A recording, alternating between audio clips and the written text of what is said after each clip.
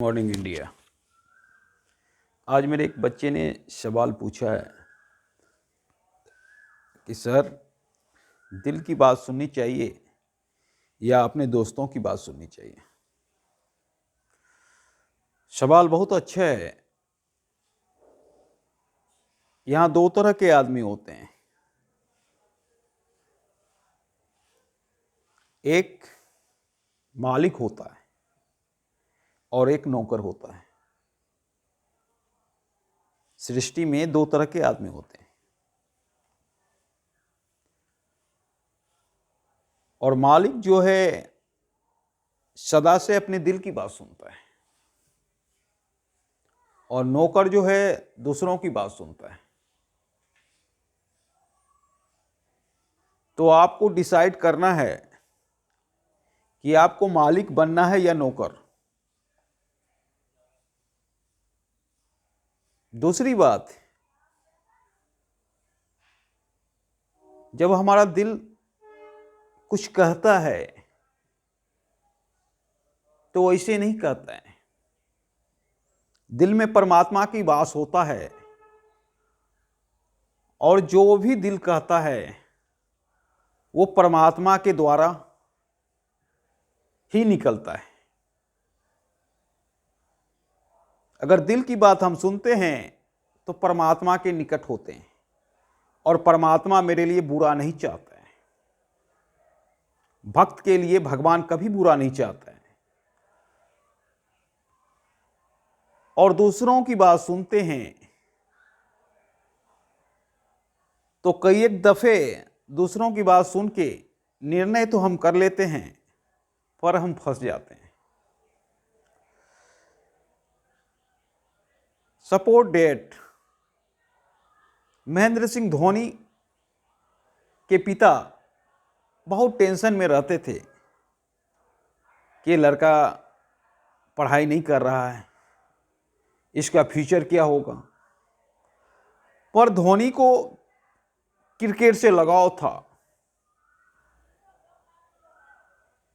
और इतनी लगाव था कि घर से लड़कर क्रिकेट खेलने जाया करता था। वो दिल की बात सुनता था और उस बात में उनकी माँ और बहन साथ देती थी। और नहीं तो आज महेंद्र सिंह धोनी को कोई नहीं जानता। वैसे भी क्रिएटिव आदमी कभी दूसरों की बात सुनता नहीं है। क्रिएटिव कहने का मतलब जो अपने आप में एक क्रिएशन करता है, चाहे फिल्मकार हो, चाहे कोई क्रिकेटर हो, चाहे कोई लीडर हो और चाहे कोई आर्टिस्ट हो, सारे वर्क क्रिएटिव हैं। तो क्रिएटिव वर्क कभी दूसरे की बात सुनता नहीं है क्योंकि उन्हें मालिक बनने की आदत रहता है। दूसरी बात,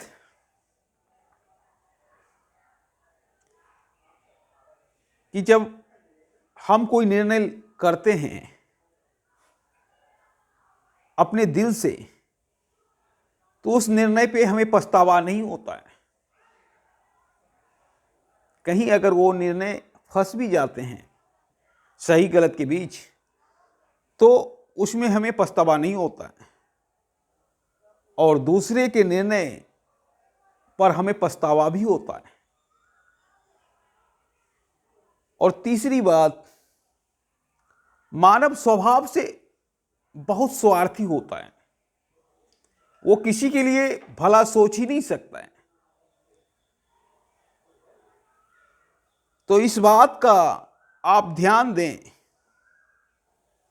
अगर आपका कितना भी अच्छा दोस्त है पर आपके लिए अपने से बेटर नहीं सोच सकता है, क्योंकि मानव सबसे ज्यादा स्वार्थी होता है। मानव से ज्यादा स्वार्थी कोई नहीं होता है। पहले एक गांव हुआ करता था, आज भी हुआ करता है, पर पहले एक गांव में कुछ ही लोग पढ़ा लिखा हुआ करते थे और उसके अधीन सभी रहते थे बेचारे। कहीं से चिट्ठी भी आया तो उसके पास दौड़े दौड़े जाते थे और वो व्यक्ति चिट्ठी पढ़ के सुनाता था। आज से 50 साल पहले की बात है, जब साक्षरता दर ना के बराबर थी, तो उस गांव में एक जमींदार हुआ करता था और उसी की गुलामी हर कोई करता था। और वो जमींदार उतना ही बताता था ताकि कोई उससे आगे ना जा सके, ताकि उसी की गाय, उसी की जमीन, मतलब उसी के अधीन रहे, वो स्वतंत्र ना हो सके।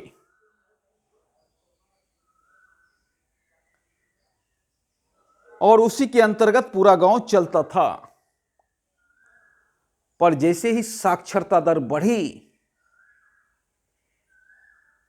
तो जमींदार की बातों का बहुत लोगों ने अनदेखा किया और सोचा ये जमींदार बहुत चालाक है, ये जब भी सोचता है तो अपने लिए सोचता है, हमारे लिए कभी नहीं सोचता है। परिणाम स्वरूप कामकाज के लिए उसी गांव का आदमी दिल्ली, मुंबई, देश के हर कोने जाने लगे। और जब जाने लगे तो फिर वहां पे वर्क करने लगे। और आज आपको खुशी जान के आश्चर्यजनक होगा, जितने जमींदार के पास जमीन नहीं है उतने उस वर्कर के पास पूंजी है। यह कोई दंत कथा नहीं है, ये हमारे गांव का एक हकीकत, एक कहानी है। जिस युवक ने